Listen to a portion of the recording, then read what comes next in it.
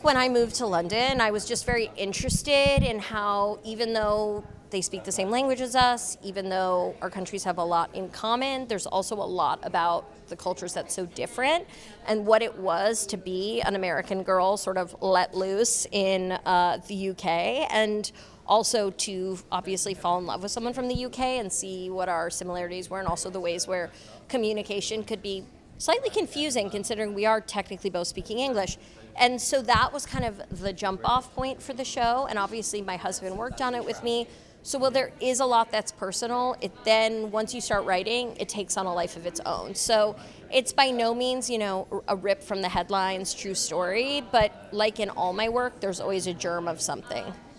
I think whenever you watch the person you love doing what they love, you learn a lot about them, and you learn that it's inspiring, it's compelling, you have fascinating sort of debates. I wouldn't say we had arguments, but you have debates, you find what speaks to each other, what doesn't, and so it just brought us closer, and I love being able to go to work with him, so I feel really lucky.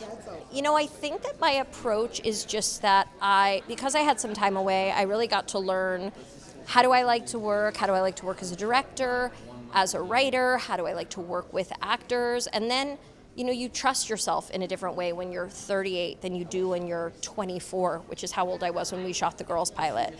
So just that additional life experience helped me to walk into it with a kind of confidence that I just didn't even know to have when I was younger. And I think that's the real beauty of aging, as I can say, as I'm a year away from 40, is knowing yourself and knowing what you're about and knowing what you're good at and knowing what you're not good at and being able to ask for help. Like, those are all skills that came about in the last 10 years. Like everything I write, it's complicated, there's darkness, there's humor, but I hope that people find it loving and joyful and that it leaves them feeling some hope. Like, I was a person who didn't necessarily think like relationships, marriage would be in my cards, and I always joke to my friends, like, if I can find someone to marry, you can too.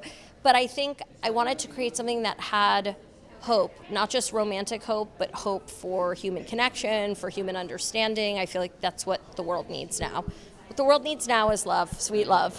I've been coming to Tribeca since I was a kid. Jane Rosenthal, who helped found the festival with Robert De Niro, is a close friend of our family. So I would come, my first ever film screenings were I remember going to like the premiere of The Divine Secrets of the Ya-Ya Sisterhood and thinking in like 7th grade and thinking like, I'm the fanciest person who's ever lived. I just went to Tribeca Film Festival. And I love this festival. I mean, I've screened my film that I produced, Treasure, here last year.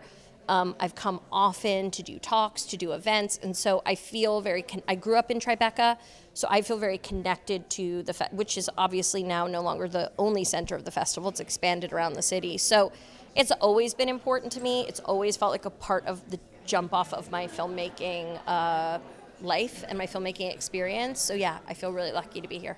I've been largely out of New York for the last 6 years, and I'm here to make a movie this summer, and I'm just remembering that there is nothing quite like shooting on the New York streets. Like, something's always happening that you didn't expect. Someone's always running through the back of the frame. Someone's always shouting something weird from the side of the street. Like, that kinetic energy is the thing that I think, even though at times when you're a New Yorker you go, I'm so tired, coming back more as a visitor, I love it. Like, I walk out into the street every day and I'm able, because it's a brief jaunt, to appreciate it in a new way. And there just really is nothing like shooting on the streets of New York.